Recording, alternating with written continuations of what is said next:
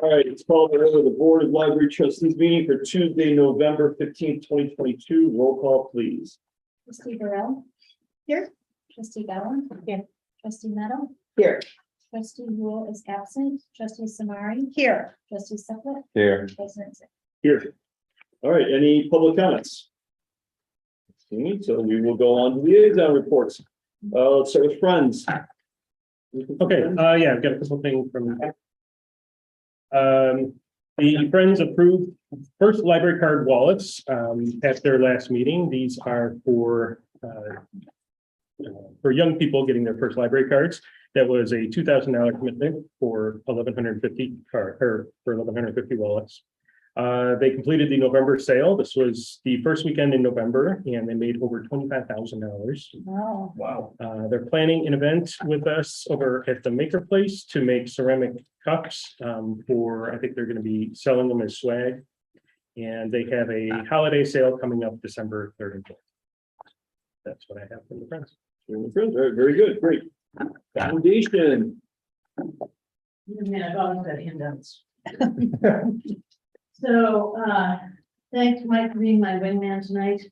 My computer had COVID, I think.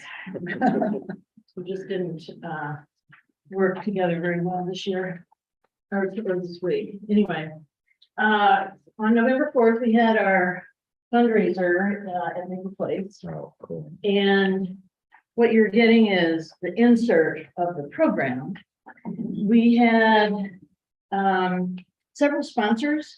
Our theme was a spotlight on scholarship for the trades. So all of our bling that night was, it had a light bulb. We had, and all of the bling was made at Maker Place, so that, and we noted that at the end, so people, it could give them ideas of what they could do. The holidays coming up, I did tell them that it was very popular, so you might want to sign up early. But we don't have the final numbers in, but it looks like we brought in enough sponsors at the beacon chandelier. We have noticed the light theme, the beacon chandelier and the lantern levels to pay for all of our expenses, so that all of the seats which were sold out, we had a wait list that obviously we couldn't honor. Everybody showed up. So we served 35 people and we transformed the Maker Place into, can you back one, Mike? Yeah. So we transformed the Maker Place into kind of an eclectic bistro. We eliminated one of the tables in Flex One that we used as a staging area over by the kitchen. And we dimmed the lights. Thank you for thinking about having a dimmer on those lights, because it really set the mood in that room. We, and Cocoa and Blue came in, Eiffel Flower came in and did the centerpieces with the candles and the greens. And then this was the program that was on the table. Every table had place cards. And when people arrived, we had a signature welcome drink from Cocoa and Blue. And it was in a glass that had been etched again with a light bulb that people were able to take home with them that evening. Everybody loved that. You might notice the napkins on the table have the light bulb, and the napkin ring is a light bulb. It was lasered. They can use it as a pull or. But as you look through the courses, you can go ahead, Mike. Oh, stop. So you might notice. So you might notice our water bottles on the table. I did. So I collected, starting last June, I let all of the bourbon drinkers in my world know that I was collecting these. When I was in Kentucky, I went to a restaurant and they had these on the table as their water bottle. And they had a candle shining through it. It was gorgeous. And I thought, that's what we're gonna do. So I collected these Woodford Reserve water bottles all summer. And I swear to God, my neighbors think I'm running a brewery, because the bottles, empty bottles would sit out front of my door and I'd sneak them inside there. But it went over really well. Thanks to the filtered water you had, we were able to fill them during the evening, and people actually went through quite a bit of water. I was surprised. Yeah, so you can go ahead. This former trustee Smart was there that evening. Yeah. We had 30 people in Flex One, and we had 5 people at the chef's table in the kitchen. Those people paid $1,000 a seat, and these people paid $500 a seat. And we're not sure that we're gonna do that at that level again. I mean, we're certainly not gonna hit it all the time, but it certainly put a kick in our scholarship program for the next few years. I mean, we don't want to start it and then not have enough funds. So we think we're in good shape for the next couple of years for this.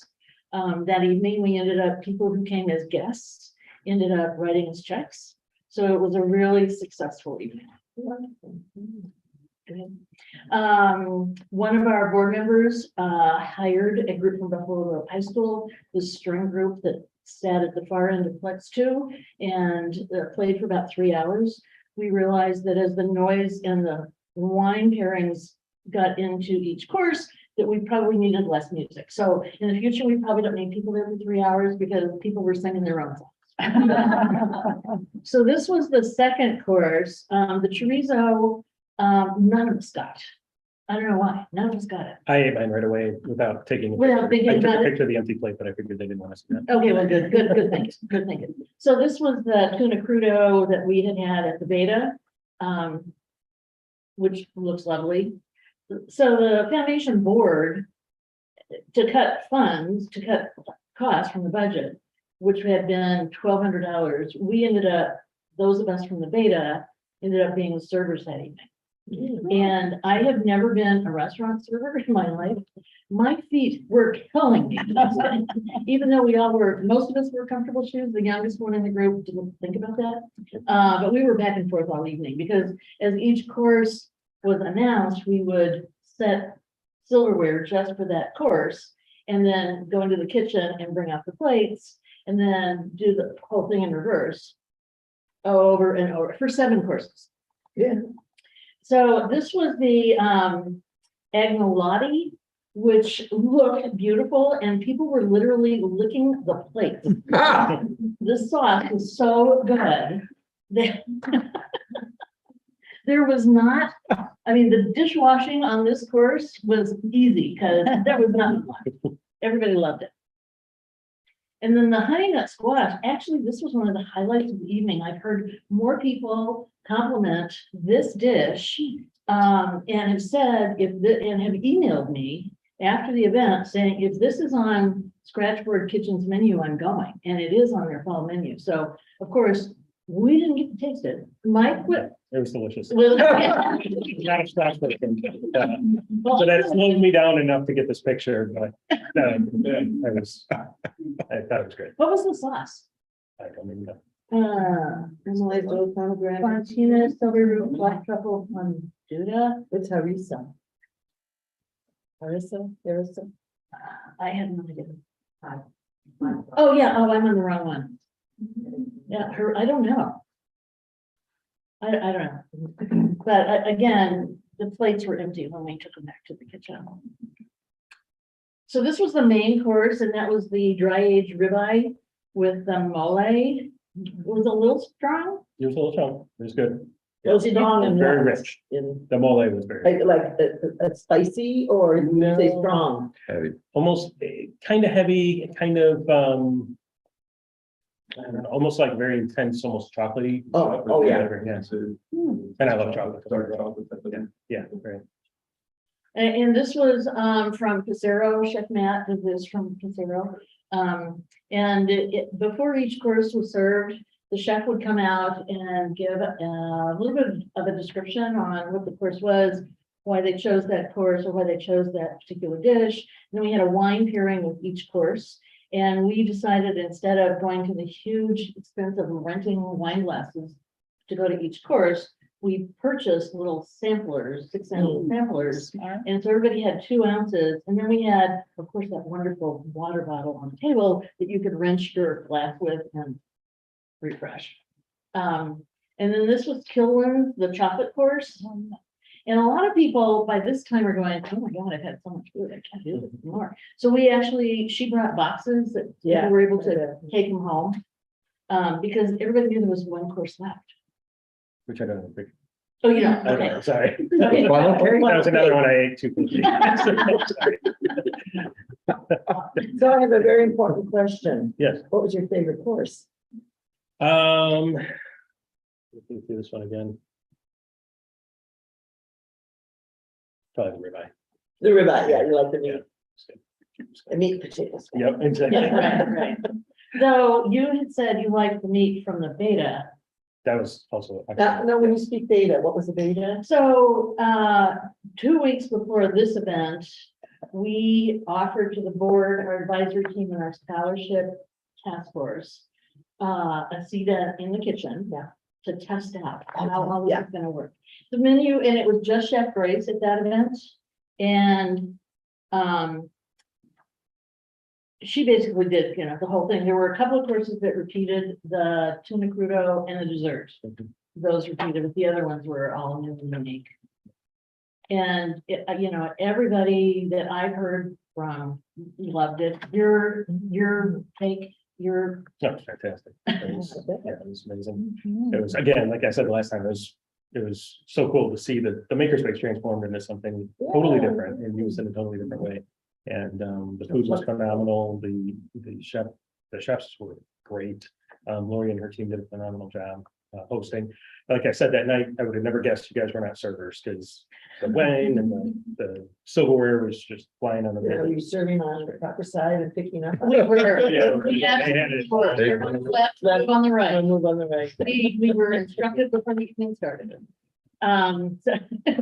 So again, Chef Grace, Alona House was our wine sommelier that evening and did the wine pairings, and, before each course, both of them gave a little bit of a presentation so people knew what they were eating, and great. And then John Hartnett, who is the chair of our scholarship committee, got up and talked a little bit about why we're doing scholarship for the trades and how important we thought as a foundation it was, not only to share with the community different groups of people in the space. And I would guess that of the people that went, probably 50% it was their first time there. When you did the tour, Mike gave a tour before we started, everybody was carrying their little drinks. I would say about 50% of people went with you. Yeah. That's right. So, and people were so amazed and surprised at something like this was available in our community, basically for free. Though we're not, the foundation's not gonna keep it free, but we have to bring in money. So John did a presentation, and then following John, he introduced Dr. Lopez, who explained, who is the assistant superintendent of education and learning for 214, who was with Dr. Biden yesterday. Just name dropping. And he's on our committee, and he got up and talked about the need for scholarship for the trades in our community. And then I have to say thank you to everybody. That's it. That's it. So it was a great evening. We will do it again, but we won't do it. I mean, we might change up like every other year to do it. Next year, we're thinking of a fall event that might showcase Kids World, an update there, and do, wine and appetizer pairings, and let adults come in after hours and play with the new toys that we're buying, right? We should have a juice box. Wine, Yeah, well, wine is right. That's what wine with you. Adult juice. Adult juice box. so other than that being a great event, our annual appeal is out. And we're already receiving checks back supporting, for the most part, people are supporting where the need is greatest, which is great because it gives us flexibility to answer, requests that you guys have. And it doesn't lock us into one area. We're set for what we've committed to Kids World for this next year, so we're set on that. I've noticed that of the responses we've received so far, we have several returning donors, and all of them have increased the amount that they're giving, which I think is really interesting. So that tells me we're making difference and we're providing value, and people see that value. And we have a couple that the last couple of years have given $100, and this year they upped it to 1,000. So clearly they see the value in what we're doing, and we try to communicate with that to them through our letter. Some of you got that letter. I don't know, Greg, what did you think? I know you're a donor, and how did the letter hit you? To be honest, I don't know if I got that. I got it. Okay. Yeah, I thought it was great. I like the brochure. I Brochure was like, good. yeah. Yeah, so this. And it's a little earlier, which is a good thing, than, Giving Tuesday, which is when a lot of, at least a lot of the places I donate are academic, high school, colleges, whatever. So I kind of like that you beat other charities a little bit, I tried. think, to the punch. Yeah. We tried. Carol, what'd you think? Oh, I thought it was very nice. In fact, we filed the brochure. We might use some of the ideas from it in our brochure. Good, stealing is great. I learned that in college. It's the ultimate And if form. you didn't get yours, then talk to your postman. I will get you one. Yeah, no, I'll definitely be donated. Oh, what is the timeline of the scholarships? And when is it gonna be advertised, applications? So we've gotten our marketing out Mhm. now. We've had something in the Daily Herald. We've sent to all of the local papers. Some of them have picked it up, some have not. It's on our website. Dr. Laz is what we all call him, has put 6 of our posters in every high school. Good.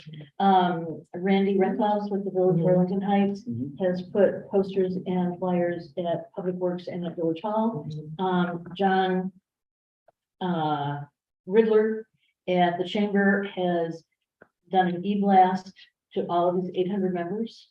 And when I was driving through town last week, I saw one of our flyers on a window at a local barber shop.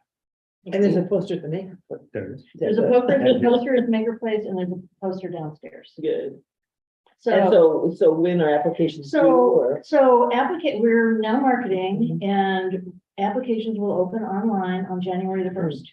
And we have a QR code that goes Mhm. directly to that. It will close on March the 1st. Mhm. And, one of the questions that I get is, so who is eligible to receive these scholarships?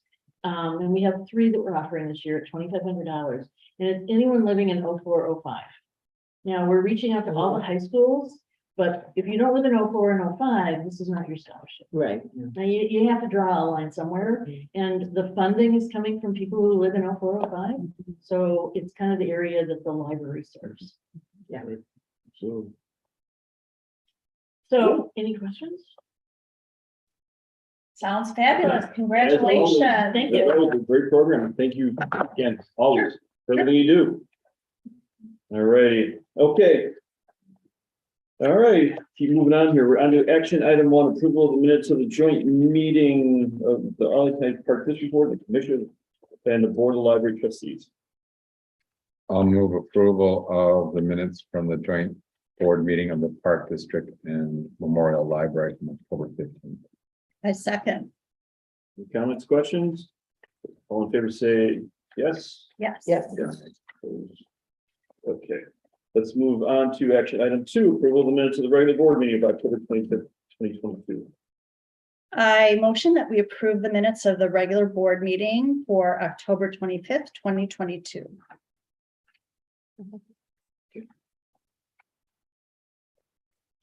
Okay, any comments or questions? Okay, all in favor, say aye. Aye. Opposed, nay. That one passes. Move on to action item 3, approval of the minutes of the committee of the whole meeting of November 7th, 2022. I'll move approval of the committee of the whole minutes from November 22nd. Is it November 20th? November 7th, 2022. Excuse me, November 7th, 2022. Comments, questions?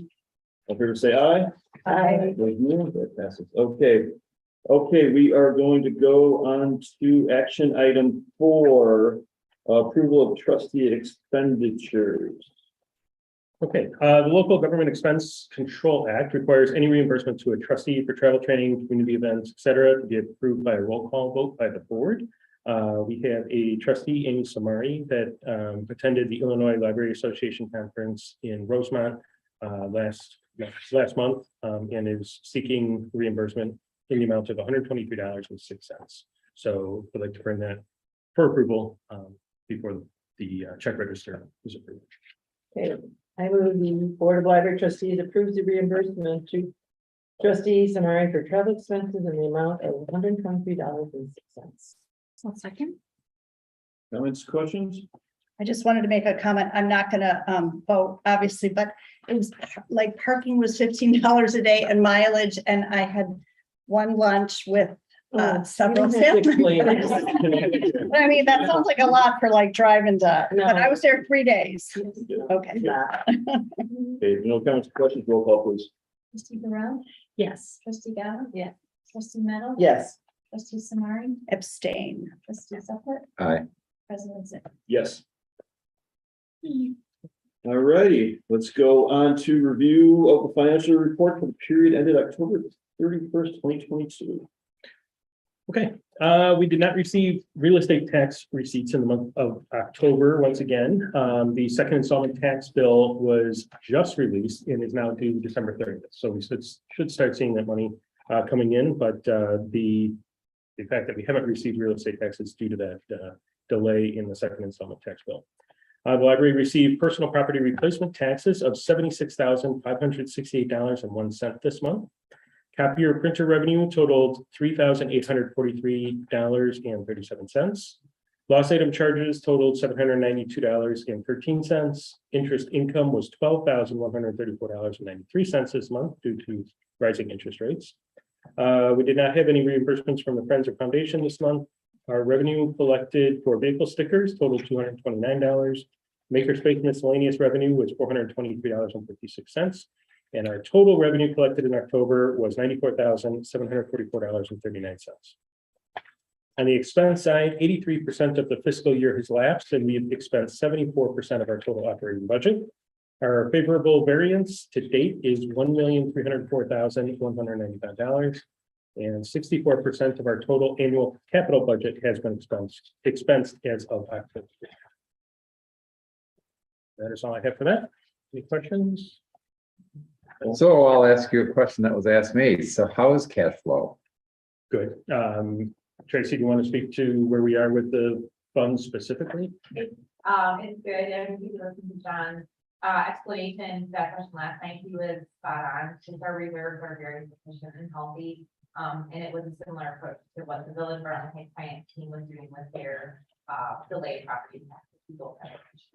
So we are happy to not tap into those, and that money will be due end of the year. I think we'll get the bulk of that through, financial institutions that escrow and pass along, fairly quickly, and just those who pay on their own will be played longer. Thank you. Good answer. All right. Anything else? Any other questions on that one? Okay. Let's move on to action item 6, review the check register for the period ended October 31st, 2022. Okay, I have a few questions, checks to go over on various pages. We have check 84111 to AHML, which is our American Express charge check. And they total $8,354.08. So this is just a general question about Amex charges. We charge American Express when a vendor will not accept the 45-day payment terms that are needed to accommodate our warrant cycle and related board approval for all outgoing payments. We do keep an eye and can continue to keep an eye out for vendors that would offer a discount if paid annually rather than monthly. And we do, and in doing so, doing so against potential challenges with credit limits and the need to account for those items on the back end as prepaids, which requires additional tracking. On page 1 and page 5, check 84118 to Bamboo HR in the amount of $10,652.70. That is our annual payment for our HR information system subscription, including applicant tracking. The annual subscription allows us to take advantage of a 5% prepaid discount. On page 1, 5, and 18, check 84170 to Illinois Heartland Library System in the amount of $23,099.15. This is our annual payment that spans into 2023 for the library's OCLC services, which includes our bibliographic records for titles in the catalog and our interlibrary loan services and software. It's a tool we use to bring records into the catalog for our items so people know what we own and gives us access to WorldCat to see what other libraries have, so we can request them via the software that they provide for our customers. Then also on page 1, check 84205 Newsbank in the amount of $31,833. This is a prepaid 2023 electronic newspaper resource that includes the Daily Herald, Chicago Sun-Times, among others. On page 2, check 84233 to Amy Samari in an amount of $123.06. That is the reimbursement for ILA expenses that we've discussed. On page 3, check 84104 to Albertsons Companies, Osco Drug, in the amount of $1,152. That is for in-house flu shot and COVID booster clinic. On page 4, check 84166 to HR Source in the amount of $7,510. That is for our market benchmarking project work that completed in October. The total expenses to date are $19,010, which is on budget for that project. Then on page 6, check 84107 to Aquarium Adventures in the amount of $700. That is for aquarium cleaning services for August and September for the aquarium and Kids World. The cleaning occurs every 2 weeks. August had 2 cleaning dates and September had 3. And then page 8, check 84113 to Authors Unbound for $6,500. That is our OBOB outreach event where author Tracy Chi visited 2 high schools. She's the author of We Are Not Free, which was the OBOB companion book for teens. Page 9, check 84188 to Library Works in the amount of $200. That was a webinar for 8 staff members in 2 departments entitled Mastering Uncomfortable Conversations with Library Visitors. Page 10, check 84139 to Cradle of Aviation in the amount of $10,000. That it was the final payment, which was 50% of the Arcade Age exhibit rental for November 18th through January 15th. The first payment of $10,000 was reimbursed by the Friends. So thank you, Friends. Page 10, check 84189 to Laurel Communications in the amount of $3,225. This is for tech, AV, and YouTube support for the October 27th OBOB author event. Laurel Communications handled all of the streaming for us in that event. Page 20, check 84238 to Marie Semanek in the amount of $120.91. That was reimbursement for a purchase of special edition paper magazines. Then page 21, check 84137 to Complete Temperature Systems in the amount of $987. That was maintenance on the steam boiler at the Maker Place. Was furnished and and installed new gaskets and electronic low water cutoff. That is everything I have for the check record. Yes. With the company that handles like One Village, the tech support, do they charge by hour or is it one project? Is it like a? It was broken down in a number of different things. There was like equipment rental, and then there was setup, and then there was the number of hours for the operator and the assistant. So it would, aside from the equipment, they charge based on like per hour of their. Right. Okay, that's generally what it seems that these services offer, right? Was it union? I don't know. I'm not sure about that. It's the same company that the village uses to stream their board meetings and stuff like that. I'll move that we approve the accounts payable check register for October 31st, 2022 in the amount of $1,171,999.62. I second. Okay, comments, questions? Okay, roll call please. Trustee Burrell? Yes. Trustee Gao? Yes. Trustee Meadow? Yes, Trustee Samari? Yes. Trustee Supplet? Aye. Trustee Benson? Yes. All right, let's move on to the executive director's reports. Okay, I will highlight a few things in the director's report. On page 1, the assistive devices. I'm not going to go into too much detail on this because Mary Jo's going to talk about that in a little bit, but our Makerspace branch assistant manager, Chris Kruger, worked with our library delivery and accessibility supervisor, Katie Myers, and senior and accessible services manager, Mary Jo Lipo, to develop and deploy an assistive device program at the Maker Place and through the library's Library of Things collection. It includes a number of tools, which Mary Jo will talk about in a little bit. Our text reference on that same page at the bottom there. In order to meet accessibility needs of the community, LibChat services were expanded to include text reference in October. The website newsletter and all other communication were updated to include the new information. So we now have a phone number that people can text into for support. On page 2, we participated in the Autumn Harvest Festival. So it's exciting to be back at the Autumn Harvest on Saturday, October 8th, after not being there since 2019. The Bookmobile and One Book, One Village crew participated with a pop-up table, crafts, and giveaways.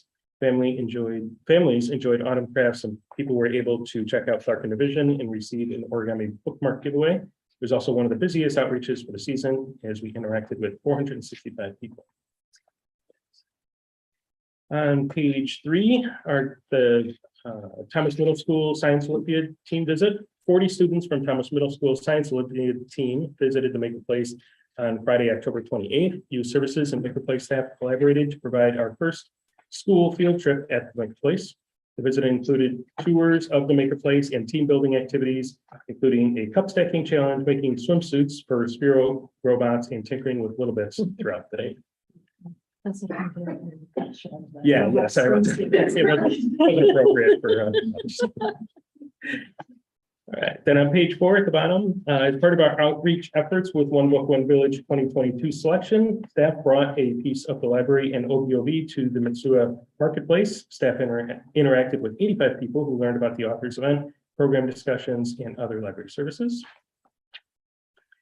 Then on page 5, with coordination of our community engagement liaison, Catalina Shin, the OBOV team participated in a total of 9 outreach events, including pop-up tables, a presence at numerous community festivals, and partnership discussions with Japanese America Society of Chicago and the Asian American Bar Association. We connected with 1,130 individuals through outreach. Okay, then on page 6, the library's One Book, One Village Community Read Initiative continued in October, culminating in our first in-person author event in more than 2 years with an evening with Naomi Hirahara. We had 275 community members attend the live event at Forest View Auditorium and 110 viewers live stream the event on YouTube. The video is still hosted on YouTube and continues to draw views and engagement, more than 300 at this time. And after the conversation, many attendees elected to stay to meet the author during a book signing, where Naomi graciously shared her time speaking with community members. On the bottom of that page, just a couple stats. This year's checkouts of the OBOV title exceeded 2021 circulation with a current total of 2,353 checkouts. And with early and targeted outreach, we saw the highest ever participation from community book clubs, with 32 book clubs borrowing a set of books. All right, then on page 8, Halloween fun. On Wednesday, October 26th, Kids World hosted its 10th annual Halloween fun celebration. This was the first time in 2 years it was offered as a drop-in event. Customers of all ages enjoyed the event, evidenced by the compliments received and many smiling faces. A total of 524 people attended over the course of 2 sessions. Children were able to experience 10 different games and make 5 crafts. It was a fabulous success. Sorry about that. So what time of night was that when you wrote that? Yeah, I know, right? All right, then on page 9, on October 28th, the Hub hosted a teen Halloween party. Teen volunteers from the Teen Advisory Board helped plan the activities, and TAB volunteers also led and assisted activities on the night of the event. 44 teen participants and 4 TAB volunteers created 3 festive crafts, participated in a Super Smash Brothers video game tournament, and held a costume contest and watched a ghost movie. The TAB also came up with the tournament, came up with ideas for a murder mystery scavenger hunt that included clues throughout the library and ran the length of the event. And then just to give you some stats on meeting and conference room usage for October. We're seeing a trend moving back up in that pre-COVID numbers. So we had 17 reservations for the public, by the public, for the Hendrickson Room in October. That was the highest number since the library reopened. And conference room reservations for October were 1,151, which was the highest number in 2022 and on par with pre-COVID numbers. So we talked about stats the last couple of months and how those numbers are going back up of people coming in the building, but it doesn't necessarily correlate with programs or checkouts. So they're coming into the library to use the meeting space. Then also on page 9 at the bottom there, the Maker Place was happy to welcome the library volunteers for an appreciation event. I was served in the Maker Place kitchen along with a DIY craft, and this event saw over 100 volunteers stop by for crafts and pie. All right, and then on the last page, we have the Illinois Library Association Annual Conference, which we talked a little bit about. Library staff and trustees attended the annual Illinois Library Association Conference, this year hosted in Rosemont, Illinois. Staff attended sessions with topics ranging from diversity and inclusion to levying taxes. 5 staff presented at sessions. So our digital media specialist, Chris Smith, presented at his first ever library conference, Comprehensive Digitization, Everything Patrons Need to Digitize and Preserve Their Pictures, Home Movies, Audio, and Slides. Our info services librarian, Brittany Coleman, teamed up with material handling supervisor, Matt Williams, and teen supervisor, Alice Sun, to present Get a Job, helping teens get and keep their first gig. Then our ESL and literacy services supervisor, Tracy Karam, presented alongside staff from Lyle Library District and from Skokie Public Library on connecting with the growing ELL community through different library program models, which focused on using book discussions to support adult learners.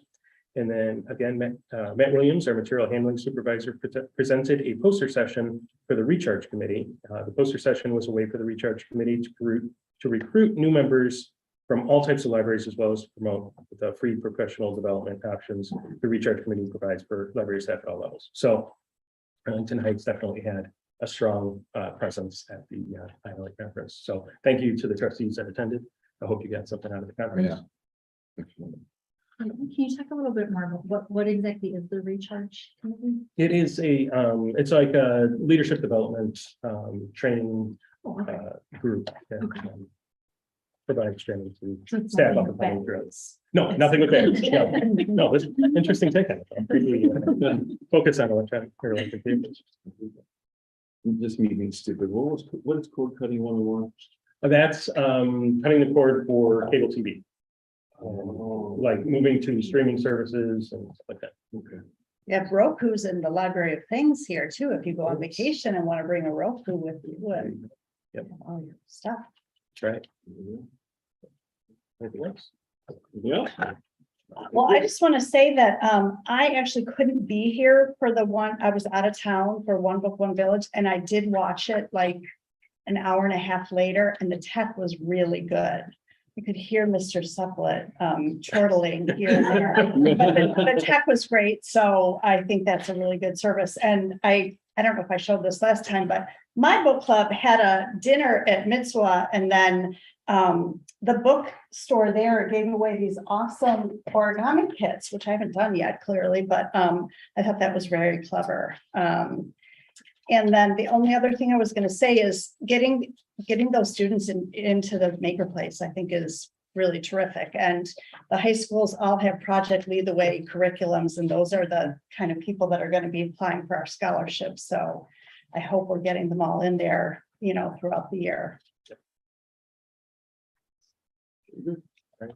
Okay, actually, next up then is I'd like to hand it off to Mike Clean, our security manager, to give you guys a report on our security department.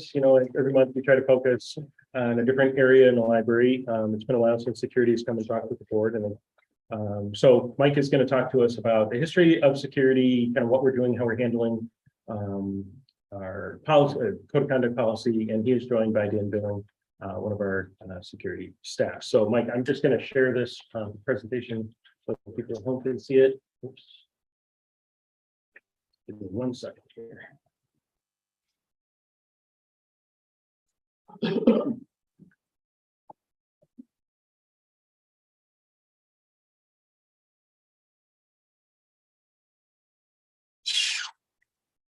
Okay, take it away. Hi, how are you? Thank you so much for inviting us to come. It's exciting for us to finally talk about something positive. Usually when we do our presentation, people are afraid. That's why we thought you guys weren't showing up tonight. But, I'm glad you all showed up. We also want to thank the board on behalf. Thank you so much for all you do for the library, especially during the pandemic, man. It was amazing what you guys did for us here at the library. So I never got a chance to say that in person, so I want to thank you guys. A couple things. I've been in security for 30 years. I've been working here 15 years. I've been in security management, law enforcement. And I have my executive security company. I work on the weekends that we do when celebrities come to town. We do bodyguard for them. So that's exciting. Been my right-hand man for 14 and a half to 15 years. Everything we're talking about today during our timeline, I could not have known without him. He puts my words in the motion, he puts my words on paper. He puts all the policies and procedures on paper for me, so he's crucial to me. My entire staff, everything we talk about, I don't want to take credit for this. Yeah, I was the architect of it when I got here, but it's the whole community of the library and also the guys that I've had on my staff. We've actually had our staff in a 10-year run with no turnover of staff. I'm very proud of that. And actually, it's 3 of them are still here. One person retired as a full-time officer, came back as a part-time officer, so that's a real contribute to the department. So we're gonna go through a little bit of timeline. Dan, you want to introduce yourself? Hi, I'm Dan. I came here because I thought it was a joke. My wife had a friend in Myanmar and they needed a guy for 2 weeks. And the message was, leave Mr. Clean at the bottom. That's not fun. And, after a couple of weeks, I filled the guy's job. I began to capture the vision of what he was trying to do here. It was a big turn for a library. I grew up in this neighborhood. I watched him dig the hole. I watched him build the first building. I was interested and I just stayed with it. We'll give you our story. Okay, so 15 years ago, when we first got here, we had only part-time staff.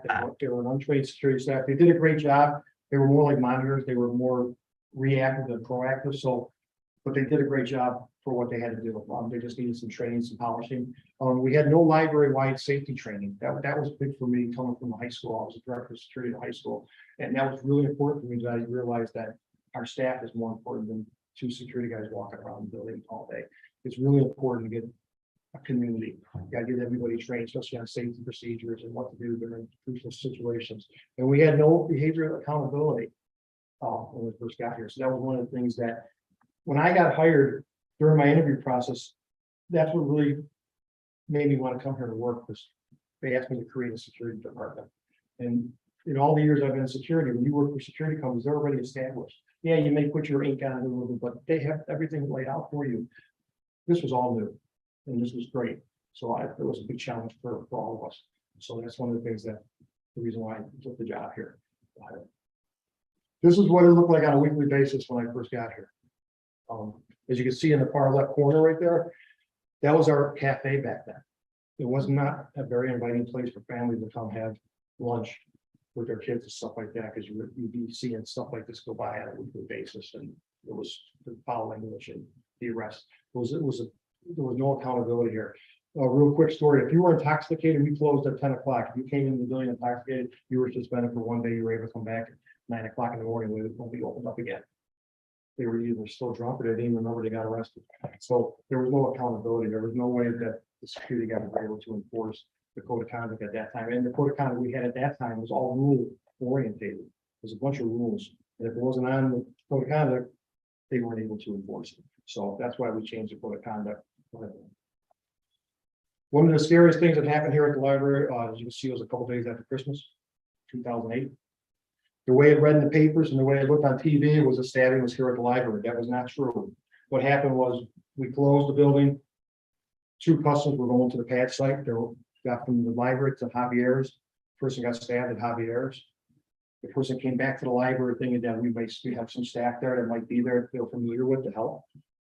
He ended up on the front porch of our library, and then that's how it looked on the news. And then when all the kids were home for Christmas, when you see police tape around the building, it's not an inviting place to come. It was considered not a safe place. And actually, one of the things that I talk to the staff about all the time is it's really important to realize, yes, we're a library, but we're a public building. And there's no such thing as safety in a public building. So it's really hard for us to enforce that and get people buying on that. So that's why we rely on each other to make it a safe building. You have to have the eyes and ears, you got to be proactive, you got to get on top of things right away. So this was the perception of us for a little bit of time. At this point, I was able to go to administration, and we started getting buying administration. Things need to get changed. They didn't want to see this happen again. Security today, we got trained, certified, full-time security staff. We have 3 security staff that are full-time, the rest is part-time, but they're all state certified, they're all trained. I was hired, of course, that's no big deal. The code of conduct, we had to change the code of conduct, like I said, it was very rule oriented, so what we want to do, if you guys have a copy, I think it'll link to your packet, is we made it more respect your library, respect others, and everything falls under that. That's all you need to say. You don't have to have a bunch of rules that you can't bathe in the bathroom. That's disrespectful to customers using the water. So we were able to use that. And then main thing for me is that I'm proud of is we apply it very firmly every single day. It doesn't matter if you're a trustee, if you're a resident, if you're a homeless person, very firmly every single day. And when they see you do that, you get respect automatically. That they know that what we expect here at the library. And the progressive suspension guidelines that we adapted, that we got approved, that was important to me coming from high school.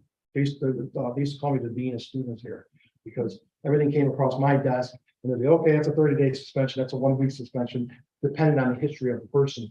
We were able to make accountability to your suspensions.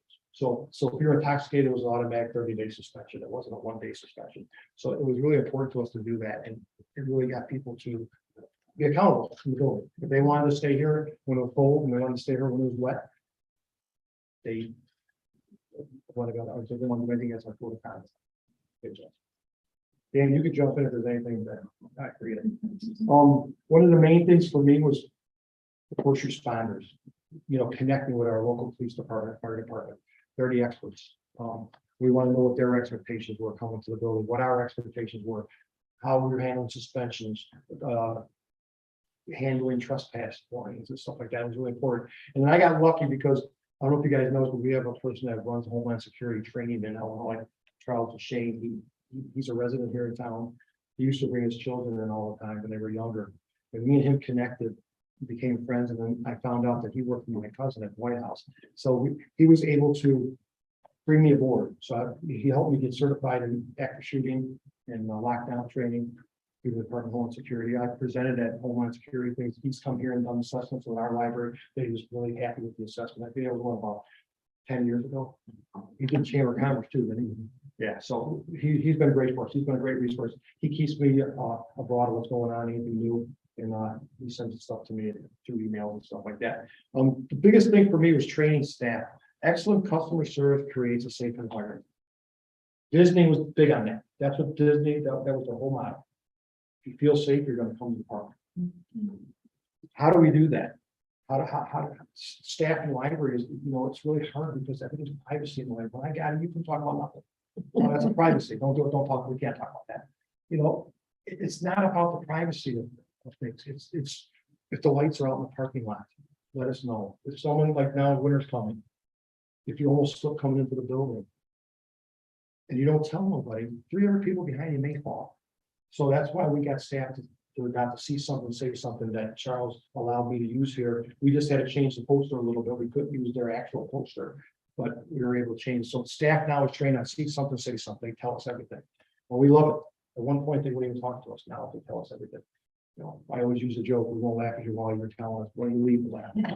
But we hope to God that everything you tell us turns out to be nothing. If we're all talking, if anybody wants to do something in this building, they've been here before.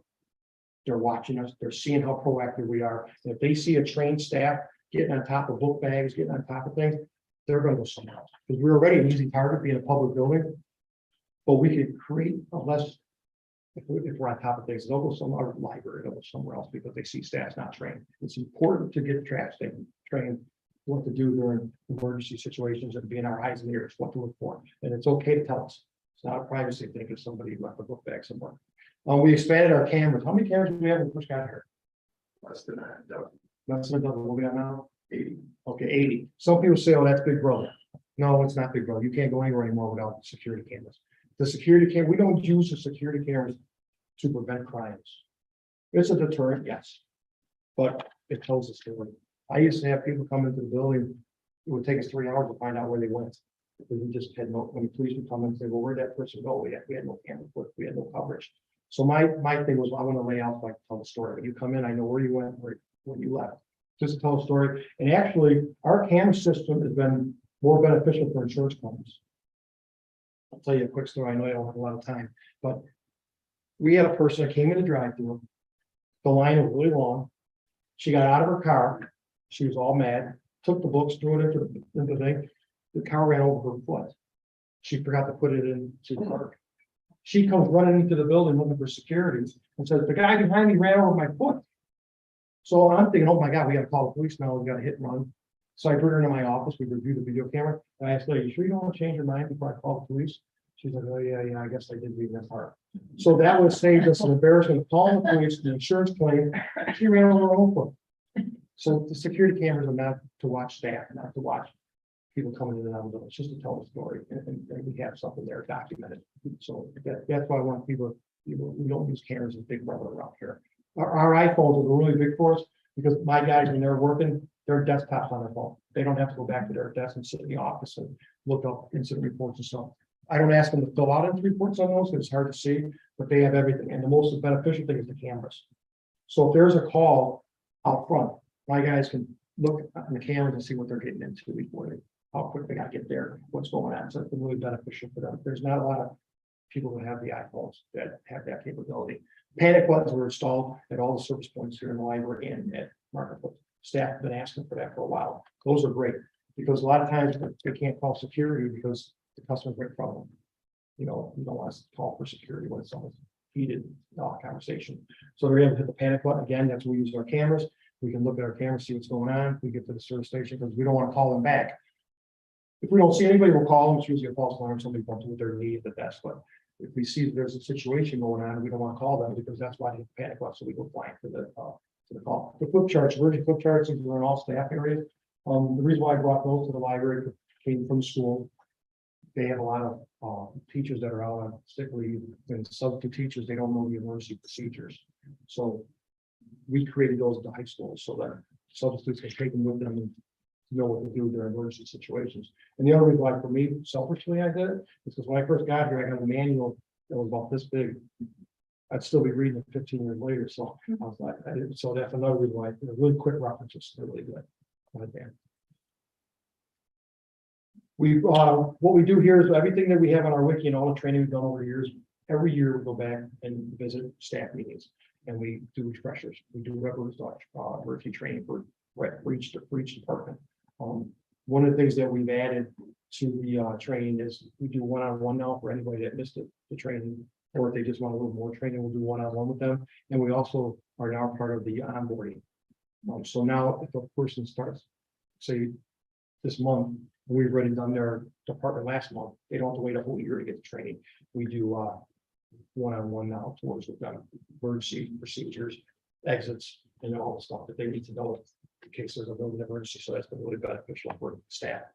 The smoke-free space, we just did that because of people were smoking so much in front of our entrances that people didn't want to walk in the building. So we just, that's not really big, but that's not one of the walking ways. And then the continuity plan has been really out of date. So our former deputy director, when she was here, we started out with her with Dan and I, and she left. So we got stuck with the assignment. So we finally finished it. A draft, so we gave it to Mike, and Mike's gonna bring it to Len, and it's up to him now if he wants to. But we do have a new continuity plan. We thought that was very important because that's the way things are going today. You gotta have a continuity plan. And the nice thing about the continuity plan now is we have a building. We don't have to look for a building to go back. We have to make a place. So we have a building if we have to. If something happens here, we can open up a small library there. We become a model for most libraries. Matter of fact, we just had a library yesterday reach out to us about the situation with a customer. So we've been a model for them. A lot of libraries reach out to us. We've given them flip charts, copies of that. We've given some of our training and stuff like that. So it's been great. We love helping other libraries. We welcome that, please. Because a lot of libraries are stranded with budget problems and they don't have security. They either have security in the evenings or they have no security at all. They rely on staff to be security. So we're always trying to help them out. Our safety awareness training is also led for Dan and I. We've presented ILA reaching forward, and then other libraries actually hired us, not under this umbrella, but for their staff day. So we did a public thing for them. So that's been really good for us. That was fun to reach out to other libraries. And then the CDC, that's been a big challenge for us. Implement all the CDC guidelines during the pandemic, as you all know. Everybody had a tough time with the CDC. I thought we did a great job with that. Again, thank you for letting us stay at home, but we were working at home. We were coming up with a bunch of things for the building. And when staff came back to the building, it was a safe building. We had plexiglass up at all the service stations. We had social distancing. We actually moved staff out of office areas. They have bigger space. So we did a really good job with that. I was really proud of how we did that proactive and the mask was a challenging thing for us. Not the first wave, but the second wave, it was very challenging. Especially after, the election and stuff like that. It was really hard for us to enforce the mask mandate. Everybody had their beliefs about masks. So, but I thought our guys and staff did a wonderful job. And our volunteers really picked up. I don't know if you remember, we had like a little welcome desk right at the door.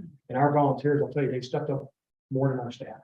They were willing to work there. They answered all the tough questions. They were tremendous for us. They got us off the desk so we can get back doing our jobs. I'm going to turn this over to Dan. This is 15 years worth of data. We've had months that were way over 300, but he'll explain how we got these numbers. We've been tracking these numbers for 15 years. We maintain a logging system and we keep track of stuff so we can share what happens during the day. And we also use it for incident reports. But it's a wild system. We started off with paper and then we went to one database and then another database. So the information spread all over the place. We don't use it for tracking. But a couple of years ago, we were wondering, well, what really has changed? I mean, a lot has changed in the last couple of years, but the library became a very different place especially the first 10 years we were here. And this is just representative of interventions or calls, suspensions, anything that involved behavior. I tried to track, but it's nothing specific. And you can see that in 2020, there was very quiet. We were close. We're looking for compliance. We're not looking to bully. We're not looking to have someone behave the way we want them to behave. That's why we got the call. We try to make our interventions as independent as we can so we can get to know the people. We try to do the same thing with staff when it comes to tours and understanding the building and what's safe and where's a good place to go. We try to connect with not only the staff, but all the customers or be invisible. Depends on what's needed. Yeah, customer service is really big for our department. We try to get compliance before we do any suspensions and stuff like that. What was really big for us back in like 8 to 10 years ago was we had a pretty big homeless population that came into the library, and it was so important for my guys to not only talk to them when they did something wrong. I used to have my guys work the front doors and say, hello, everybody, how are you? On a real snowy day. It must have been a rough night out there. How you doing? They got to know me as Mike. They got to know him as Dan. We weren't the badge anymore. So when we did have to get compliance, they would talk to Mike. Mike, I had a bad night last night. I really had a bad night. Yeah, I drank a little too much. What can I do? Well, listen, here's all I'm doing for you. Just go out, just leave today. We'll pretend like this didn't happen. Just get out of here today. Just don't stay here because I have to enforce it then. So you've got a relationship with them. And that went a long way. And I think, again, fair and firm, there's always a little gray area that you got to work with in security. And that's really important if you want to get compliance. Because you're always on stage, they're watching. If I give Dan a break, I got to give you a break because someone's watching. Someone's watching what I'm doing. And I don't want to ever think that I'm picking on one person. We try to make everybody equal. Every single day when they came back off of suspension, the suspension was over. It was done with. So new day. Hi, how are you? Welcome back to the library. They know what they did and they know what we had to do. But we gained respect with our peers. So that was really important to us. And this data shows how much everything dropped off. And that's a lot of work for my guys and again, our staff. It had nothing to do with me. I just laid out the groundwork. They did all the work.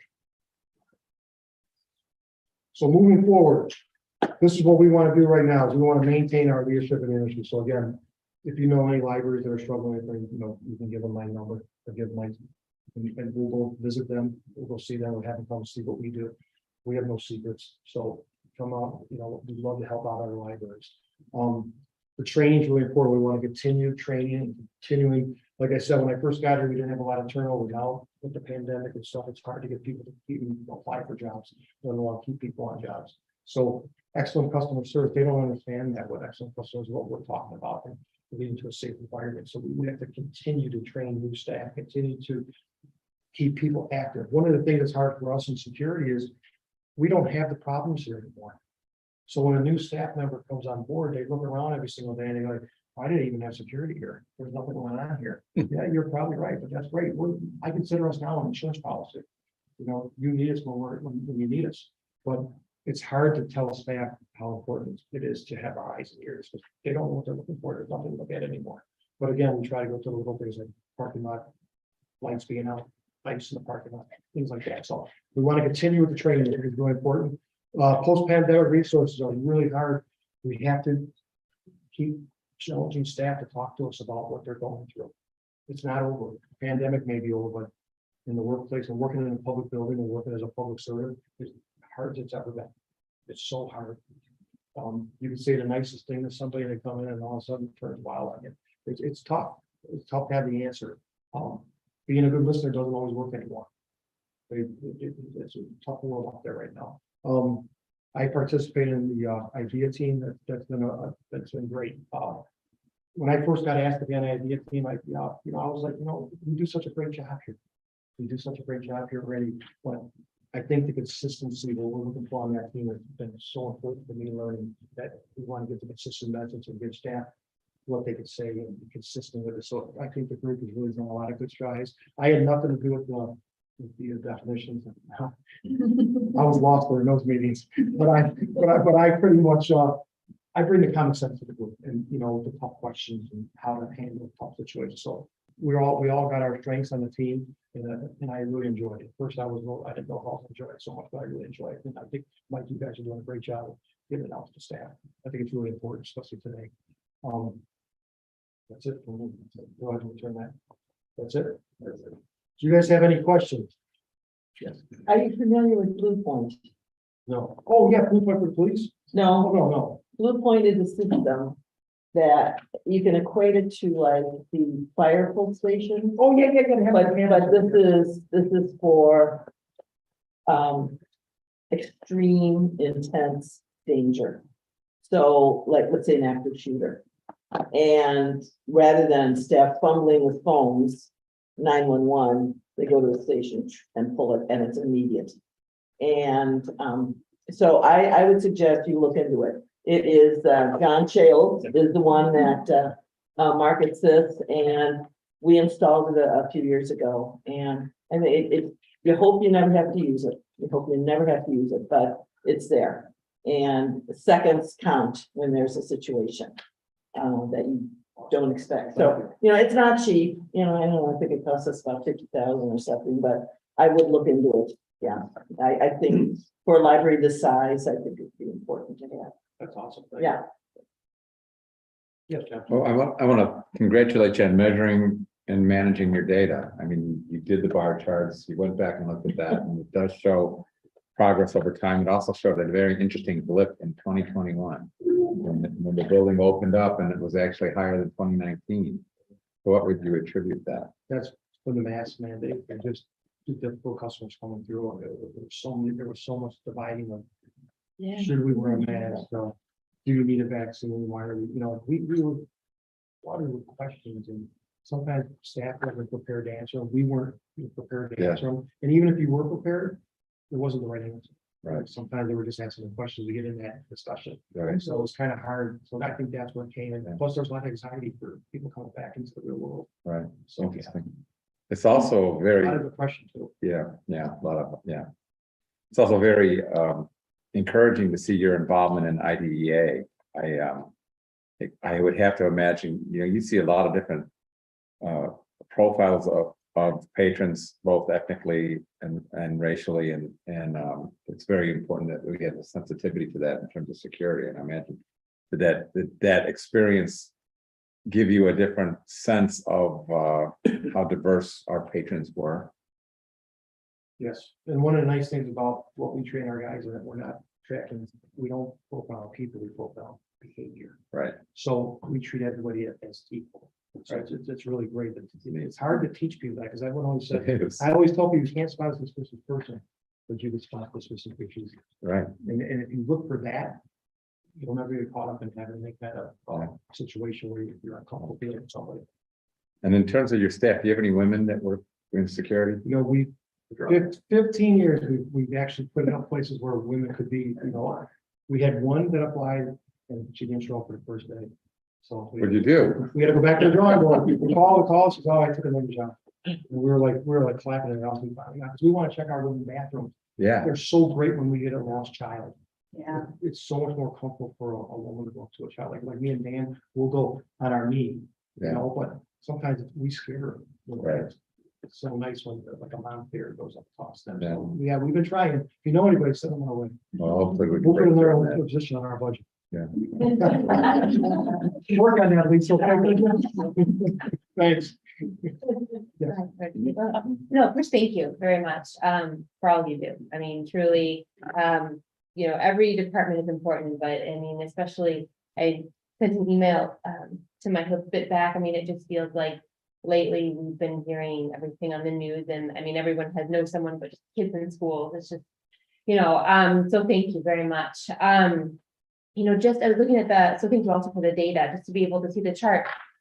Categorically, like I noticed that you focused on behavior. Are there any other items that would fit in a different category that would not be represented on those, like interventions, I think suspensions, but anything that you would have to deal with that isn't like, measured by that? No, we haven't done all that. But No, I mean- we haven't, but we do, what we do in security, we have a thing called security laws. You know, I took that from the police department, so we did the police blotter.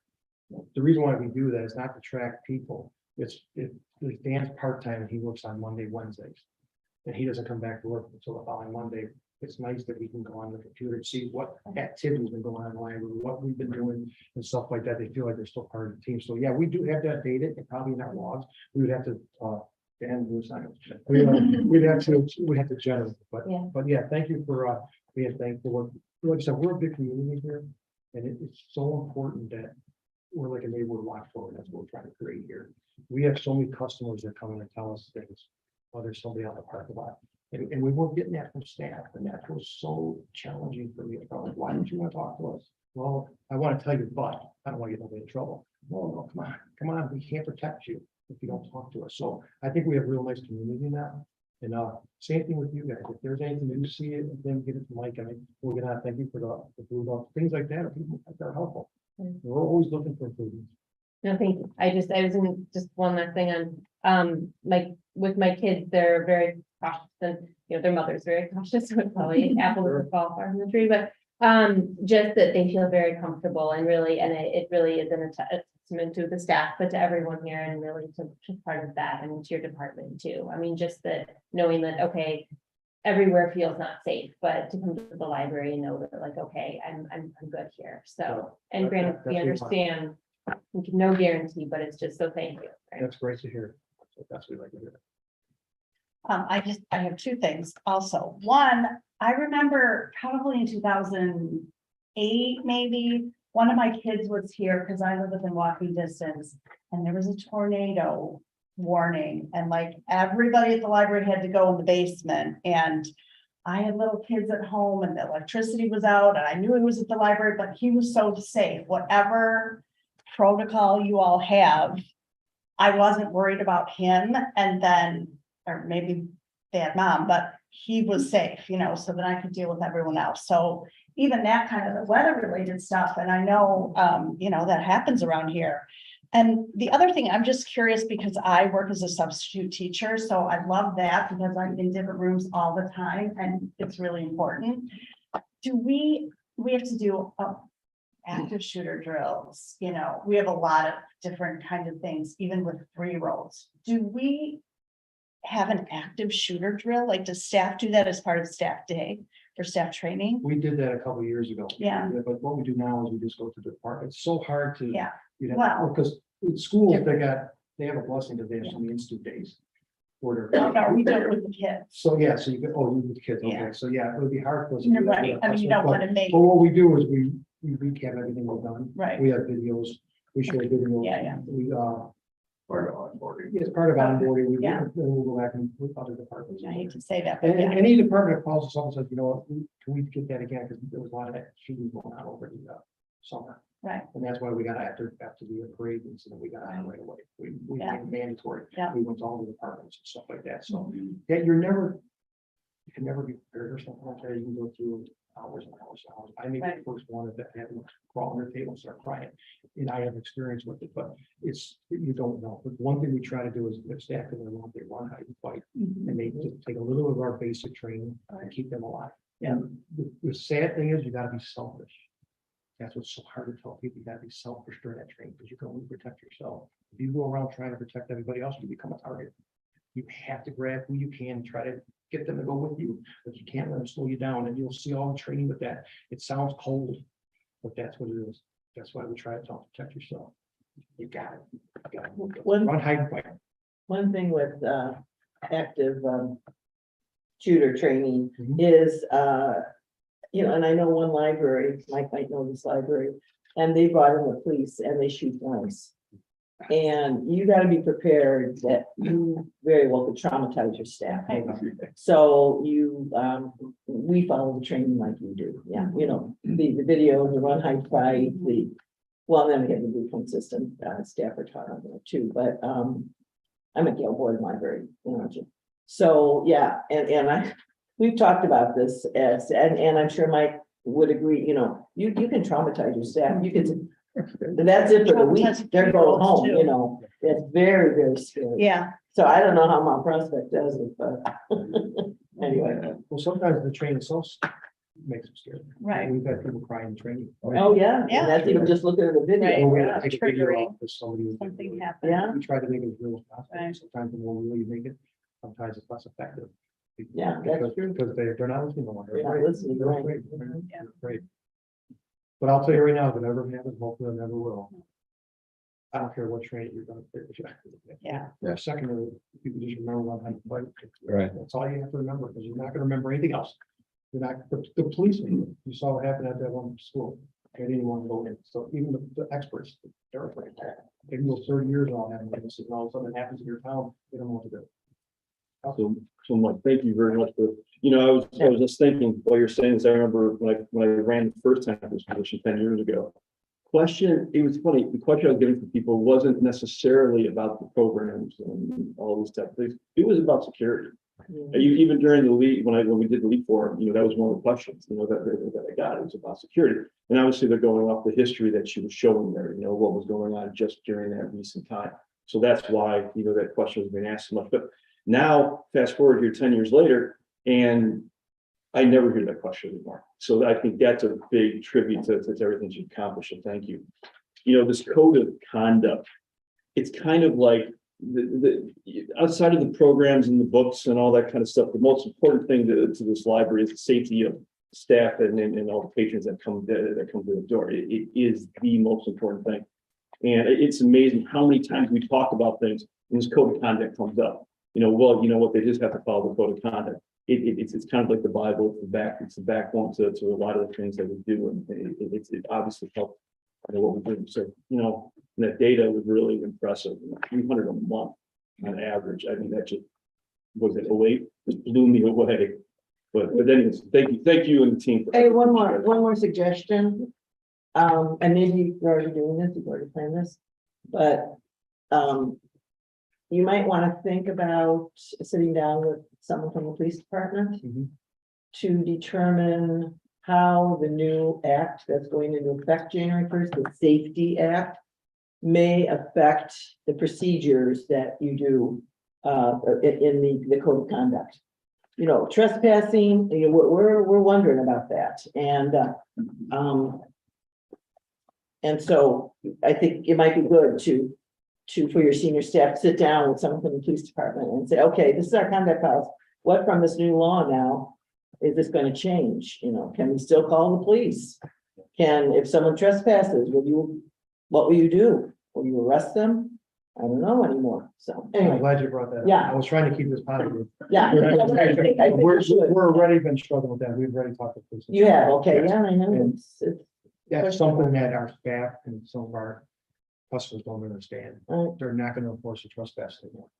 What they'll do is they're not gonna arrest them, they actually come in now, police officers come in, we had a couple of instances over the pandemic, they come in like social workers now, they're talk to them, they don't want to arrest anybody. They come in with their body cam on, what they'll say is our suspensions really mean nothing to them. Is the customer doing anything wrong now? So we'll suspend somebody for 30 days, their truck will call police for trespassing. And they'll say, well, what's the customer doing now? Well, nothing, they're just at the public computers. Well, we're not gonna ask them to leave unless they do something wrong.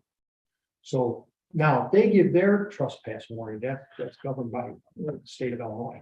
So if you, what we try to do is we try to get the officers to also leave, have someone leave the building, can you give them your trespass?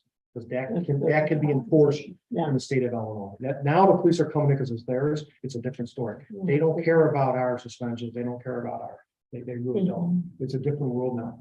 You know, they come in more like businessmen now, and they're trying to get compliance like we do. They use great customer service to try to get compliant before they put those cuffs on. Once they put the cuffs on, phones come out everywhere, and they just don't want to be on the news. It's sad they have to work like that, but that's the truth. So yeah, I have met with the police about that.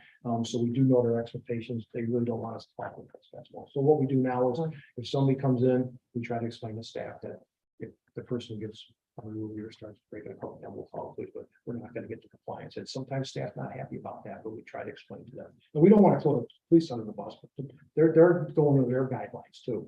So it's not the officers, it's what the department's saying. So we can meet with them again, like if you want this to get some more clarification after January. I think that probably. I know they're still wanting to get clarification, you know, there's a lawsuit out and I don't know, there's like 26 state's attorneys that are suing about this law, you know, so I don't know, I think there's still gonna be some clarification, but still, it goes into effect January 3rd. What I'd like to do is get the clarification before we get it to the staff. Yes. Because I think for me, the staff and customers are great. Now, if a customer complains, they'll arrest.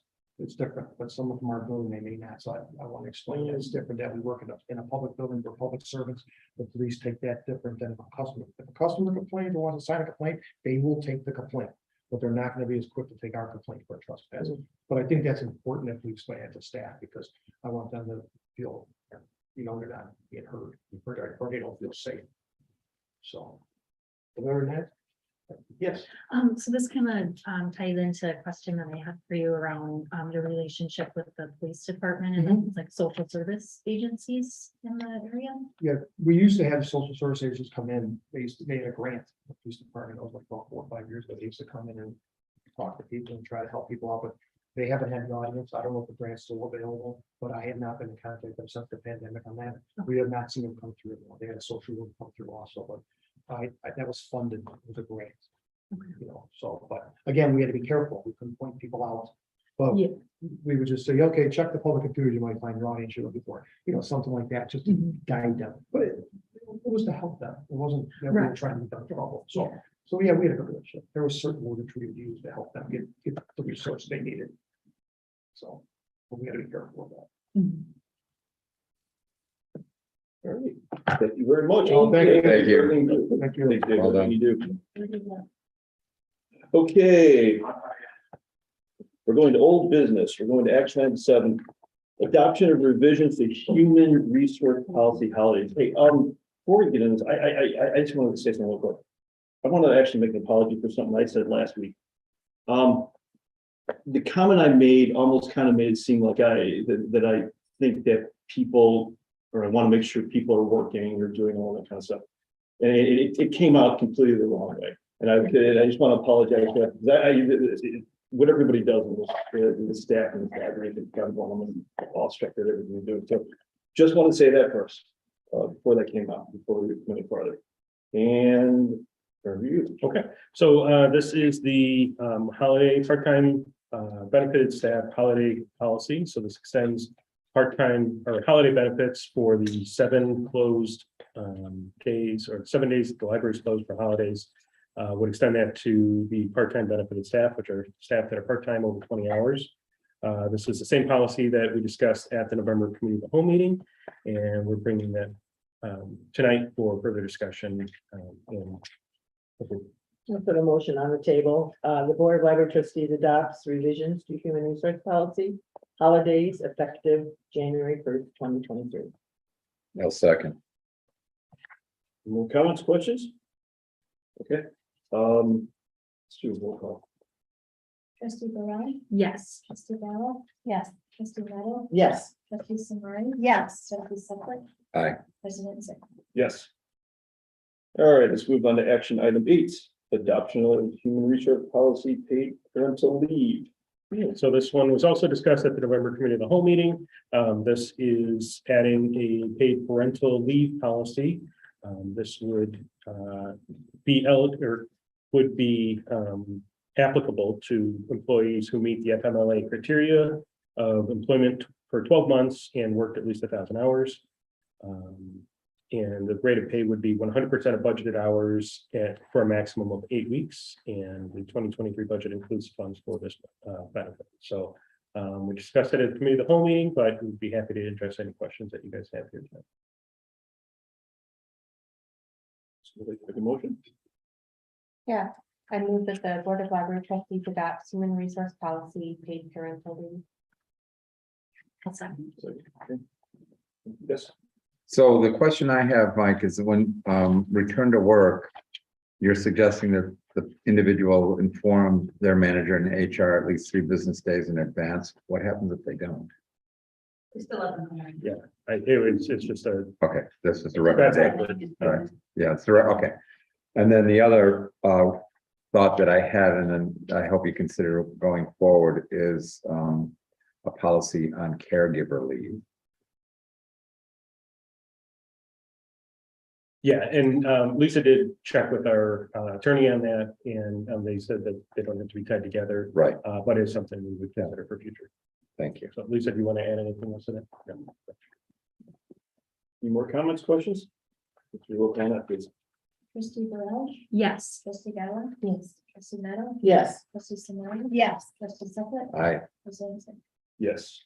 It passes on to action item 9, adoption of revisions to policy 1.101 rules of the Board of Library Trustees. Okay, this was also discussed at the November Committee of the Whole meeting. This would add the Pledge of Allegiance to the order of business for all regular board, or for all regular meetings of the board. And that came out of a recommendation at the September board meeting. So this is simply adding the Pledge of Allegiance officially into our board proceedings. I move that the Board of Library Trustees adopts revisions to policy 1.101 rules of the Board of Library Trustees. Second. Comments, questions? Roll call, please. Trustee Burrell? Yes. Trustee Gallo? Yes. Trustee Meadow? yes. Trustee Samari? Yes, Trustee Suckler? Aye. President Zimmerman? Yes. Mike, we should get a flag in here. Yeah, but they are part of the council. So we will for the next meeting. We have an account now with flags on our- Screen. like they do at the Bulls games, right? Yeah. Okay, on to item 10, Inclusion Awareness Month 2022. Sorry, had to wait so long. Well, that's okay. We appreciate being invited. And I'm Mary Delvito. I'm the Senior Accessible Services Manager. And this is Katie Myers, and Katie is a supervisor in our department, and she's on the library's ADA coordinator. So we're happy to be here and talk about Inclusion Awareness Month. I'm gonna take this on. You can keep hearing. But there is I believe, a sheet in your board. So we're not gonna do PowerPoint today, but we kind of try every year when we come to do a little bit of show and tell. So that you can kind of more interactively see what we're doing. And I was talking to Mike today about, what I was going to say, and I said that, because I was thinking back on this is our 5th, this year, which we had in October, was our 5th Inclusion Awareness Month. And this really started with the board. So when the board added to our vision and values, the inclusion statement that they added in 2017, we really were formed as kind of a task force that initially started looking at how to be more inclusive for our customers with disabilities. And our department really was an outgrowth of that. And we came up with the idea in that group of having this Inclusion Awareness Month really not just to spotlight some of the programs that we were doing, but to invite our community to have a conversation with us about their needs and their opportunities for us to be more inclusive. And it really has worked well to really hold us accountable and have us have a target every year of looking back at what we've accomplished in the past year, but planning the future in terms of what can we do to be even more inclusive. So I wanted to share really in these highlights that we offered kind of the variety of programming that we had this year. And our goal is to have the programming throughout the year, but to really put an emphasis on it at this time, so we communicate to our partners and to our community that this is something that is really has the level of importance that the board originally assigned to it. And I think we had 165 participants this year who attended over 11 different programs for both adults and youth. And one of the things that we were really excited about is even more so than in previous years, people really shared with us a lot of their feedback about how they viewed us as a library and how they viewed us as inclusive. And, you know, Mike probably tired of me running by and telling him, oh, this is so exciting, but we had another conversation with the customer who shared even more with us how inclusive they felt. And I shared this recently with Dana, but we were working through an issue about, well, a lot of times when people come in to use the scooters, they don't have a place to put their walker or the cane or crutch that they came in the door with. So there's, you know, kind of an ongoing challenge where sometimes they'll stop by friends and say, can I park my cane here while I go upstairs? And we were working through something where a customer came in with a walker and had sought help in terms of getting that held at a desk. And we were trying to work through the solution with the folks on the desk. And we reached out to the customer and said, would you mind having a little bit of a conversation with us about your needs? And so we can understand a little bit more of what would work for you. And it was a great conversation, but as part of that conversation, the customer shared with us that the library's accessibility was one of the reasons that he had moved to this community. He's older and had lived in a surrounding community where he was trying to use the library. The library was one of his favorite places to go. And it just wasn't accessible. It wasn't easy to park there. It wasn't easy to come in. And he shared in a lot of detail with us how easy he found the library to use here and also how helpful the staff were. And he did explain his strategy of picking some of the younger customers that are coming in the door at the same time as he is and asking them if they would mind carrying his walker up to the. Now, we did talk that in a way of, talk that away as a kind of tip that we can use for other customers as we work through the solution. But it was really nice to hear that, and we got a lot of great feedback. And one of the feedback pieces that I shared in the highlights here, which you probably had an opportunity to already read on your own, was the Chicago Lighthouse. We started last year having them as one of the big programs that. Good evening. The time is now 8:30 and the library will be closing in 30 minutes. Please use the time to check out your items and finish using the computers and equipment. Please return all library laptop computers to the technical desk at this time. Thank you. So anyway, we started having them, you know, we have been working with them over the years to develop a relationship with them as a partner. And during the pandemic, one of the places that they typically did their roadshow wasn't available. And so they reached out to us to do it last year, and they were so blown away by the crowd attendance that we had and the real involvement on the part of our staff that they are coming back in. So they shared with us a really nice, and I won't read it out loud, but I mean, I will read a little piece of it, that they really view us as one of the most, it's on the kind of second page, and we got an email from them like the day after they came, and they said that they sing our praises to everyone as the most helpful and inclusive location they work with. And so we felt really proud of that. It's really not something that just in our department we do, but it's a collaboration in terms of working with all the various different departments throughout the library. And one of the biggest highlights that we had this year, and Katie came up with the idea, was to work with the Maker Place to create this assistive tools kit. And we know that you saw it briefly because we shared it a little bit in advance at the joint meeting with the Park District. But we did bring it with us today.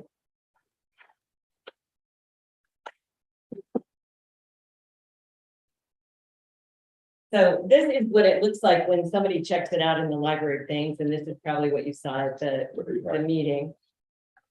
We've been really excited by the reception of it. We kicked it off as part of Inclusion Awareness Month by Katie and I doing an open house on a Sunday afternoon. And it was pretty exciting when we drove up to the Maker Place and there were already 15 people lined up waiting to get in the Maker Place stores. And we figured that they were there for something else, but we soon learned that they were all coming to learn more about the assistive tools kit. And the other really fantastic thing was none of them had ever been to the Maker Place before. So we ended up having 18 different people come through and we demonstrated all the items. And we're going to actually demonstrate them for you today. And Katie just found a new way to use the bag holder, which is one of the items. So she thought on it. She found so you can bring your umbrella with you. You don't have to have two bags. It's good for holding more than just your bag. So, and I'm gonna pass things. Did you get a chance to kind of take a look at the? Yeah. Well, we did, yeah, Yeah. the Park District, yeah. This one's a clip, right? It's the Park District. Yeah. Yeah, Park District. actually, you can use it like this for people. It was use the Park like District. I was thinking Kind of make it. Oh, there you go. There you go. I was gonna say, Mary Jo, I talked briefly about each of these, but it was based on the description in the pamphlet. So if you want to talk more about the use of each of them, I probably didn't do it justice. So this is the item that kind of was the inspiration. Katie saw this in an Instagram video. And this is, you know, Mike was talking about how much he appreciated the people on his team for making all these things possible. And I couldn't say enough about Katie and the partnership that we have in terms of our senior and accessible services department. But she is never a person who just leaves a stone unturned. So, and that's the truth. So when she saw this, she immediately thought it was a good idea for a person that she knew, but she investigated further and found a fantastic website, Makers Making Change, which had the specifications for the entire kit. And she immediately came to me and we started talking about it. We were really excited about it. And we knew that if we could make 3D printing accessible, we could accomplish a couple of different things. Not only could we offer these to our community and have them, you know, have a chance of having a tool that might assist them make life a little bit simpler, but we could also help show how technology can be used in an accessible way. So even if I don't know how to 3D print, and I have to say that when 3D printing first came out, I thought, how does that exactly work? And how would that translate to something that would be helpful to me? And we realized that there was a chance to really link up this accessibility with also making the Maker Place more accessible. So instead of having to, we met with Chris and we talked about how can we make it easier for, he's like, well, people can submit a 3D print job. And we're like, well, how do you do that? But we decided we could make an easy ordering website where somebody could just say, hey, I want that. And that would be enough to just submit their 3D print job. And excitingly, that really worked. So I think one of the things that has gotten us such a good response from the public was the terrific photographs that our communications and marketing department took and put it in the newsletter. It really made it apparent, I think, to people how they could be used. The website that the IT department worked with us to design made it easy to order the stuff. And our collection services department helped us bundle this together and add this kit into the library thing so that people can check this out. And we were so excited that the day that the newsletter came out, we already had more holds on it than we wanted, so we had to actually put in an order for the Maker Place to make an additional kit. So we have had, the Maker Place has made over 60 of these assistive tools. When I got the last statistics, I know we've had about 10 orders come in since then. So we continue to have people ordering the tool items. One of the really exciting stories was that a customer who visited us for the open house at the Maker Place learned about the Makers Making Change website from the article that we had in the newsletter and from the material that we had online. And she was able to visit that website and find additional items that would work for her daughter who uses a wheelchair. And was able to make an accommodation for that chair, make another item through the Maker Place that wasn't part of this kit, but really got that information through that offering. So that was a really exciting connection for us with the community. We got a lot of feedback from people that said that they saw us even in a more inclusive way. And I think it opened the door for people to think about different ways that the library could make a difference in their lives. So Katie, I don't know what, you were kind of the inspiration for the project, so did you want to add any? No, I think we've covered most of it. We did bring an iBill today. We became an official iBill distributor. The iBill is a free product for anybody who has a visual impairment and qualifies for this. We now have an inventory of these, so we can complete an application and immediately distribute an item to somebody if they qualify for this. This can read US currency. Oops.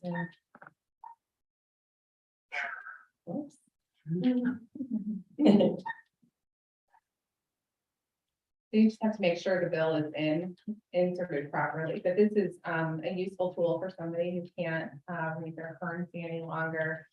Libraries are distributors of we're ambassadors for the Talking Book program and the digital talking machine through the Illinois State Library. So this is something, if one qualifies for that program, they qualify for this iBill.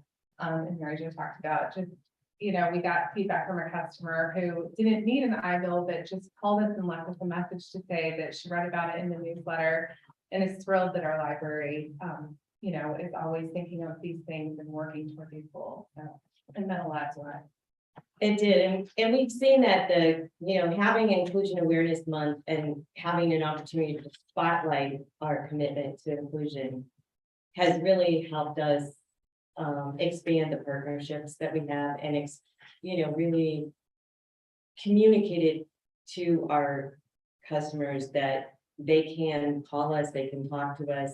We don't always have the problem solved, but we will work through the solution with them. So a lot of times it's about having a conversation and understanding what their needs are, just like any customer service exchange. But with Katie having access to a lot of information and resources through her ADA certification and through us working more closely with the partners in the community, we have really expanded the knowledge that we have about options and resources that are available to our customers.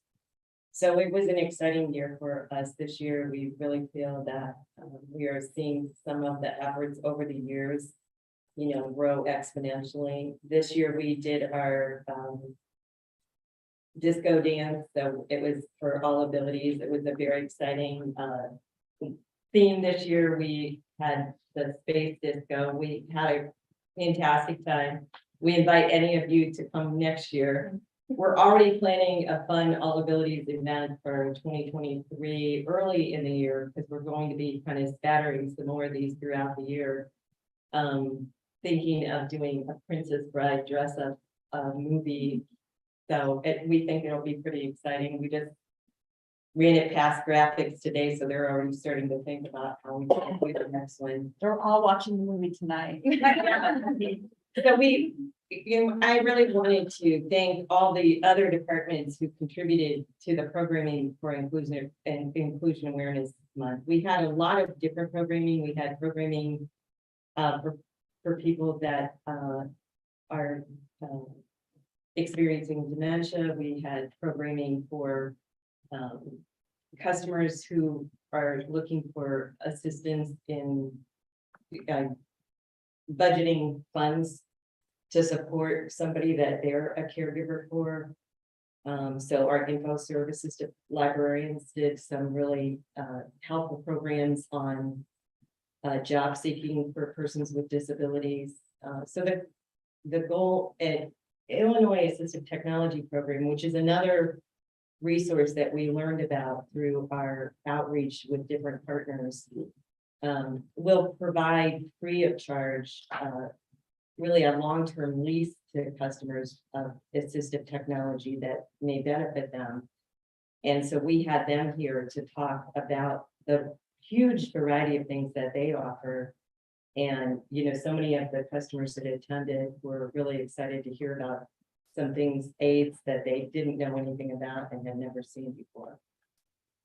So I don't know if anybody, I guess one thing I wanted to say about next year is that we are looking forward to our 6th annual Inclusion Awareness Month, but we're also interested in hearing from any of you about ideas and suggestions that you have about things we could be adding or exploring. And one of the big things that we'll be doing next year, thanks to your approving it in the budget, is we will be doing an official ADA assessment so that we can put together a formal plan and look at over the years how we can transition to implementing the things that are identified as making the library ADA compliant. Yeah. Yeah, first, thank you so very much for all that you do. It seems what I hear from you is we are working through, you know, diversity, equity, inclusion, but I also hear belonging, which is another element to the whole world of, you know, people also having that belonging, whether they're experiencing dementia or whatever experiences that are bringing them, either coming at them in life that we never know, or that really makes a difference. It sounds like to make a difference in someone's life. And if you do ever want to invite board members, I would love to go to any events. So please do. Yeah, we really I would love to that. come to a dance. And just lastly, for the tools too, we've seen them a couple times and I'm still fascinated. I have to order them. I have someone in my life that I've already told them about them and I'm like, I would get them printed. So I thank you for the reminder. Is there in that kit, is there a little note or something that if someone were to check it out, it is? Yeah. Okay, good. But they know how to use it? Yeah, no, Yeah, so so- that they can go to the maker place and order them. Oh. Like, I'm just thinking, like, if I check that out, It has the website to go Yeah. to, and there's more information about all of the items in the kit. And then there's also an order form, place an order. there we go. Yeah. Way ahead, yeah. No, that's awesome. Well, and one of the things, it does have a little guide of how to use each of the items so that there's like an illustration. I actually printed a few of those. But the other thing is that it's, you know, it's pretty simple to understand once you see it, but there are sizing guides for some of the items like this. This item, for example, comes in different sizes and it's used to, of course, it's used to open. This is one of our most popular items. So majority of people ordered this. I would say this was, you know, the biggest. And this comes in 5 sizes. So on our website, we do link to a Makers Making Change document that shows the 5 bottle cap sizes. So someone could actually print it and hold it up to the bottles they're using in their home to figure out which size to order. There are also multiple sizes For this. for these. Which is so there's a smaller size. This is the medium size. We actually get calls too in our senior and accessible services because part of the piece that we put together to make it easier and more accessible was we realized people may want to order this and not be able to assemble it. Because some of them require some assembly. So we offer that option for people to choose that when they're placing the order, or to even place the order verbally through us and just tell us what they want. And we have helped people figure out what sizing they need, as well as assembled the items for them. So there's kind of two different paths that the order can take. If it's going to the maker place, so if you're getting it for somebody else and you're gonna do the assembly for a gift, you can pick it up at the maker place. But if you need some assistance getting it assembled for you and helping to get the item even into it at the end, you can choose the option to have it assembled, and it comes through Senior and Accessible Services. We do the assembly and then you pick it up here at the library. So we really wanted to kind of remove, I guess part of our business is removing obstacles. And we really wanted to look and have this project be a way of removing the obstacles that people might have from using the maker place to do something that could be useful to them. I'm wondering, do you have a few sets of the library of things like that at the senior center? Well, we were a little behind in terms of getting the kits, but this will be something that's at the senior Yeah, center. that seems like a really good place. And it is And a then- good place at the senior center. We also are going to have it at the accessible station in the digital services. So there's a station that people come in to use that has certain accommodations at it. So we just got the signs printed today, so there'll be one of those there. We just made another kit to have at the maker place and another kit for us. We do, part of the work that Senior and Accessible Services does is we do outreach to various different senior living communities. And we first kind of prioritized creating the kit to do those outreach programs too. So we are taking this with us and explaining to people how they can order things through the library at the various different senior sites. So we're planning to continue to do this on and on. Yeah, I think it'll be really popular. The other thing maybe not yet, but maybe in the future, I know we sell umbrellas and bags. Maybe if we find out which of these, if there's 2 or 3 that are the most popular that everyone wants, maybe someday friends, or, maybe we could even sell them. I don't know, that would, remove the barrier of having to go online and have it be made. But, I feel like your outreach is probably the first place I to think- start. If you visit our order form, you'll Yeah. find that they really don't have to do anything much Right. online, and they can we made it so that they can just pick up the phone and call us. Right, So they really can just order it, but some people want that extra experience yeah. of making Chatting it. with, So we had, well, chatting too, yeah. yeah. That's definitely right. But some of them wanted to make it as gifts for family members, and that was, we wanted to make, we wanted that option too. Right. And in fact, a lot of the people that came to that open house, had a family member who was involved that either came with them or that they were there, to get the information so that they could do it. It's been kind of surprising. We've had more people making them for other people than we've had people Right. ordering them just for themselves. Well, So- and I'm just thinking as you're speaking, like, what a fun gift for a child to make for their grandparents and say, Grandma, I actually made this for you, because you know how hard it is for you to open my jar of whatever. I don't know, but it just adds to the story. Well, and we did have, at our first, open house at the marketplace, we did have, two little guys that came in with their mom for exactly that reason. Yeah.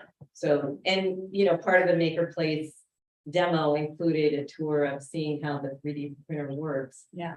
So that was a pretty exciting thing. And we did spotlight this also at the Veterans Nice. Day Maker event over the weekend. So it was a really good addition to this year's project, and we're excited that it was able to connect a lot of the dots here at the library of multiple departments who contributed to it. Excellent. I was thinking, right at the beginning, you made a comment about 5 years ago, So the strategic plan is what you know, referring to, we put all that stuff in there. I gotta tell you. When that whole thing started, we had no idea where that was going, or what it was going to look like at the end of it. So getting it to this point and doing something like this is really cool. And I'll just say, just keep it going. Just keep coming up with these ideas and then just keep jumping off them, but it's, you can do more things. So it's a great idea. Thanks. Well, and I mean, I feel that working in an environment where our creativity is encouraged and where we have a board that's in a community that's so supportive is, really what helps us consistently, push to do the next thing. So thank you. Yes. Just And one more thing. Thank you. So, when you're talking about doing the ADA audit, just something that I thought of, it was either something I heard on the radio or something that I read. The group was doing an audit. I can't remember if it was in Chicago or New York on the subway system and the elevators at the accessible stations. And they were finding that so often it was being used by people who were carrying something really heavy or, a parent with a stroller. And so, just everyone was benefiting from something that was intended for someone who was using, a walker, wheelchair. So I'm just gonna be really curious to see the results from that, because even just these items, like, oh, I could use that big here. Well, and I kind of talked about this in a staff meeting that we had earlier. We started this process with the work group, and the work group did do a self audit. There is a self audit that you can do. So a number of the things that we've added over the past 5 years, like door openers for the staff doors, door openers for the restrooms, the scooters and walkers, those were all part of things that we've highlighted in past inclusion awareness months. And one of the things that we were really excited about this year is we rolled out training to the entire library. It's the first time we've done that. So we used some ALI training that we took as our team initially the year before, while making the library a welcoming place for persons with disabilities. And we rolled it out to every department.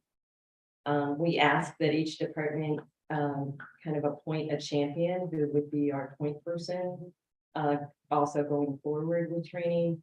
And we actually did one of those meetings today, but part of that is after the training, which is a video, takes place, we go to that department meeting and have a meeting with the staff and talk about where we're at and what we do and how we can work with them.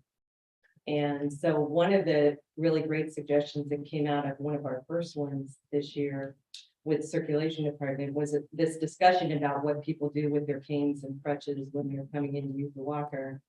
And as a result of that, we added cane and crutch holders to our scooters this year, just a few months ago. So it was nice that one came to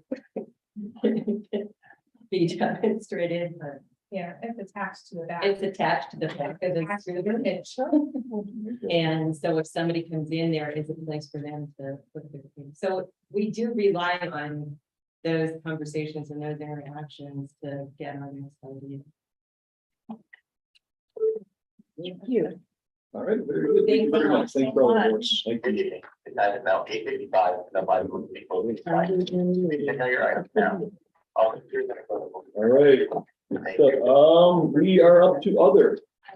I just have one thing. I just want to thank Trustee John Suplet for presenting our budget to the village board last night at the budget hearing. John did a phenomenal job and really Thank you. put together a very nice speech and Answered questions right away too, which we don't normally do in meetings, but that was good. Thank you. excellent job. Thank So just want to recognize that. Anything else? All right, how about a motion for adjournment? So moved. Second? Second. All in